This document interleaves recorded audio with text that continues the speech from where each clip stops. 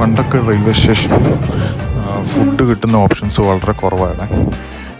ഇപ്പം വളരെ സുലഭമായിട്ട് നമുക്ക് ഫുഡ് കാര്യങ്ങൾ നമ്മുടെ സീറ്റിൽ ഡെലിവറി ചെയ്യും.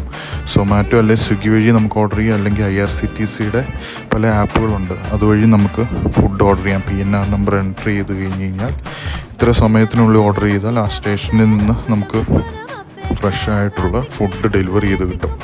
ആലുവ കഴിഞ്ഞ് തൃശ്ശൂർ സ്റ്റേഷനിൽ എത്തിയപ്പോഴാണ് ഞാൻ ഈ ഒരു കാര്യം ഓർത്തത്. അപ്പോൾ നേരെ സ്വിഗ്ഗി എടുത്ത് PNR നമ്പർ അടിച്ചു കൊടുത്തപ്പോഴത്തേക്കും എനിക്ക് NMR ബിരിയാണിയുടെ ഓപ്ഷൻ കിട്ടി. സ്വിഗ്ഗി സൊമാറ്റോ ആയതുകൊണ്ട് നമുക്ക് പല ഓപ്ഷനുകളിൽ അതിനകത്ത് തന്നെ അവൈലബിൾ ആയിരുന്നു. പക്ഷേ ഞാൻ NMR എൻ്റെ ഫുഡ് ബക്കറ്റ് ലിസ്റ്റിലുള്ളതുകൊണ്ട് ഞാൻ അവിടുന്ന് ഓർഡർ ചെയ്യാമെന്ന് വെച്ചാണ് ഈ ഒരു ബിരിയാണി ട്രൈ ചെയ്തത്.